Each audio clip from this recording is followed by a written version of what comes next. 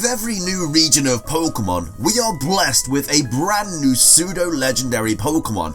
A Pokemon with a stat total of 600 that tends to be much stronger than the other Pokemon in that region. However though, when you look at every single Pseudo Legendary side by side, which is the worst and which is the best? Well, in today's video we're going to be ranking every single one of them. Of course, this is all my own opinion at the end of the day, and it's completely cool if you guys disagree with what I say in the video. Don't hesitate though to drop a comment down below about the video and if you found it interesting or not. Don't forget to leave a like on this video too to show your support, and I'll be sure to bring out a new video very shortly. Make sure to subscribe if you haven't already to keep up to date, and follow my Twitter to updates about the channel. Both of those links can be found in the description down below. Now, without further ado, let's get into the video, and I really hope you guys enjoy. So starting things off and claiming the worst spot in today's video is actually the newest Pseudo Legendary Inkum, and some of you guys are like, what are we talking about? Just got an amazing Z move that makes this thing incredibly broken. Well, in today's video I'm not going to be going over Z moves and Mega Evolutions because not every Pseudo Legendary gets a Z move or a Mega Evolution, and it would make it kind of fair. Anyway, Inkum is a very good Pokemon. I mean, they all are. They've all got a stat total of 600. However though, it only has 75 HP and a speed total of 85, so yes, even though this is a relatively bulky, slow Pseudo Legendary, you'd want it to be paired with an ability that really helps it out, and unfortunately it doesn't really go with that bulk. I mean, it only gets Overcoat, which obviously just makes the Pokemon immune to residual damage from weather conditions, which is aight. It also gets Bulletproof and Soundproof as well, two moves that aren't really super useful to it. You'd want something like, I don't know, that'd stop you from getting critted, or maybe Thick Fire, or something like that, even though it doesn't need Thick Fire because of the typing, but the typing is Dragon and Fighting. I mean, it is 4 times weak to Fairy, which is never great, because Fairy is a very prominent typing in the competitive scene. It's a very, very good typing. Even though it does resist things like Fire, Water, Electric, Grass and stuff, Fairy is something that hits 4 times, and it's not great. Looking at the moves though, it does get an incredible move pool, of course. It gets Outrage, Dragon Dance, Close Combat, everything like that you really want in a good, strong Pokemon. But Inkum is obviously great, just not as good as the rest, which is why I do believe it is the worst Pseudo Legendary. Coming up next, we have Hydreigon. Now, Hydreigon is a Pokemon that is also 4 times weak to Fairy, being a Dark Dragon-type Pokemon. It has the Levitate ability, which is very nice. It gives it 2 immunities because of that. Of course, it's already immune to Psychic because of the Dark typing, and then it's immune to Ground because of Levitate. Now, it has alright stats across the board, 98 speed, which is nice, just 2 under that 100 bar that's really nice to hit. It's a very nice mixed attacking Pokemon though, because it does have 125 special attack and 105 physical attack, so you never really know what Hydreigon's going to be running. It also has 90 special defense and defense with 92 HP, so relatively nice bulk, relatively nice speed, and also hits hard, something that you'd really want from a Pseudo.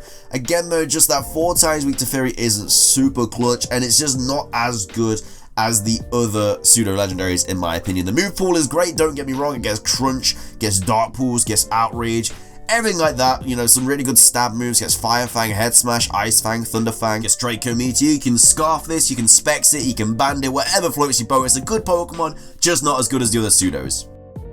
Coming up next, we have Tita. I know this does get a Mega Evolution, but we're not going to be going over that because it is not fair on the rest of them. Now, Tyranitar is a Rock Dark type Pokemon, meaning it does have quite a few weaknesses, unfortunately, such as Water, Grass, Ground, Bug, Steel, Fairy, and as we all know, it is 4 times weak to Fighting. The good thing about Tyranitar, though, is it is super bulky. It has 100 HP, 134 physical attack, 110 physical defense, 95 special attack, and 100 special defense and 61 speed, so it's relatively slow, but it's got so much bulk, it hits hard, it gets the Sandstream up, which boosts its special defense even more. It's just a very reliable Pokemon. It can settle rocks, it does so much damage, you know, you can run it physical, special, it's just whatever floats your boat really. Tyranitar is just a very good Pokemon, and I'm a big fan of it. Coming up next, we have Salomon, a Dragon Flying type Pokemon. Yes, it is weak to Ice by 4 times, but guys, this dude has some really, really nice abilities. But anyway, it has 95 HP, 135 physical attack, 80 physical and special defense, 110 special attack, 100 speed. So again, just like Tita, this can be run mixed. It can be run as a physical attacker or a special attacker, whatever floats your boat. But it does get two really nice abilities. So if you wanted to go for a more bulky special Salamence, I would run Intimidate. So obviously it does lower your opponent's physical attack by 1 stage. Obviously very useful in every situation, unless obviously going up against a special attacking Pokemon. And then it also gets the hidden ability Moxie, which boosts your own attack by 1 stage if you do take out a Pokemon. So if you come in with Salamence, you Dragon Dance up, you get a quick kill, then you're already at +2/+1, which is absolutely wild. And then from there, you're pretty much going to be able to sweep with a lot of Pokemon, because it already has a base stat total of 100 speed. So with a Dragon Dance boost +2 in attack, you're going to be doing so much damage. When you start hitting things with things like Dragon Claw or Outrage or Fire Fang or Zen Head or anything like that, because obviously it's got such good moves in its move pool, you're going to be doing a lot of damage to anything that comes in. Salamence is a very good Pokemon. Yes, it does have a Mega Evolution. We're not talking about that right now. It's just a very good Pokemon in general. I'm a big fan of Salamence, and it's a very good Pseudo Legendary Pokemon. Coming up next, we have Gudren. Fun fact about Gudren, it's the only single typing Pseudo Legendary that we have so far, because everything else is dual typed. Anyway, this Pokemon has the ability Hydration, Sap Sipper, and Gooey. Gooey is very nice, obviously, and Sap Sipper is as well. Because it is only a Dragon type Pokemon, it is only weak to Ice, Dragon, and Fury, and does resist Fire, Water, Electric, and Grass. It has 90 HP, 100 physical attack, 70 physical defense, 110 special attack, 150, yes, 150 special defense, and 80 speed. So you can pretty much put all of the EVs, the nature, everything like that, all into the physical defense, because you know it's already being helped by that special defense, I'm just saying. But it's just a very good Pokemon in general. I'm a big fan of Gudren. It looks awesome. It's got a very nice, diverse move pool, getting things like Thunderbolt, Thunder, Earthquake, Ice Beam. It gets Body Slam, Muddy Water, Dragon Pulse, Outrage, Power Whip, Sludge Bomb, Sludge Wave, Rock Slide, Dragon Tail. I mean, I can keep going. That's just how many moves this Pokemon gets. It's just a very good Pokemon. Big fan of Gudren. Does a lot of damage, very bulky, hits hard. Just a very good Pokemon at the end of the day. Next up, we have Metagross, one of my more favorite pseudo-legendary Pokemon.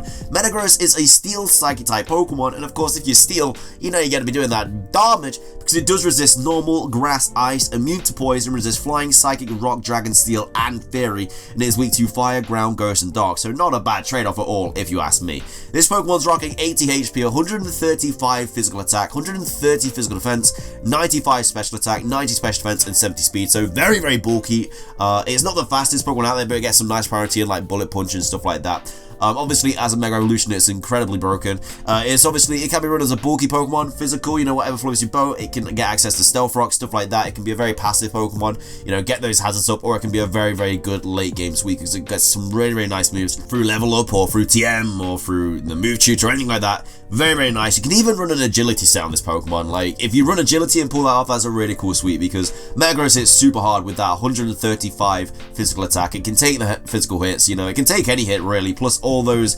resistances as well. Metagross is a very nice Pokemon. I'm a big fan of it. Come up next, we have Dragonoid. Dragonoid is the OG pseudo. We all love a bit of Dragonoid, don't we? Dragonoid is so awesome. However, though, it is a Dragon Flying type Pokemon, meaning it is weak to Ice by 4 times. It's also weak to Rock, Dragon, and Fairy. It does resist Fire, Water, Grass, Fighting, Bug, and is obviously immune to Ground. Has some nice stats across the board: 91 HP, 134 physical attack, 95 physical defense, 100 special attack and defense, and 80 speed. So not the fastest Pokemon out there. Hits hard though. It's got some very nice bulk, and as you all know, the ability of this Pokemon really helps out. Multi-scale is super clutch. It reduces damage when HP is full. So if you do get hit by like that Ice Beam when you're on full HP, the multi-scale is really going to come into play, and half that damage to make it just like a normal super effective attack instead of 4 times, which is very nice for Dragonite, because it can take hits anyway, and that allows you to use like a weakness policy or something like that. That's usually the set that a lot of people run, weakness policy, throw a Dragon Dance in there, whatever floats your boat, you know. It's just a very good set. It's a very well used set, overused set should I say, but it still works, and that's why it's overused, because it's a very good set. Dragonite sweeps teams with that set if you can pull it off. It's a very good Pokemon. I love it. It's such a cool Pokemon, but yeah, big fan of Dragonite. Finishing things off though, as the best pseudo-legendary in my opinion, is Garchomp. Garchomp is a Dragon Ground type Pokemon, meaning it is weak to Ice by 4, is weak to Dragon and Fury 2. It does resist Fire, Rock, and Poison, and is of course immune to Electricity because of that ground typing. Garchomp has 108 HP, 130 physical attack, 95 physical defense, 80 special attack, 85 special defense with 102 speed.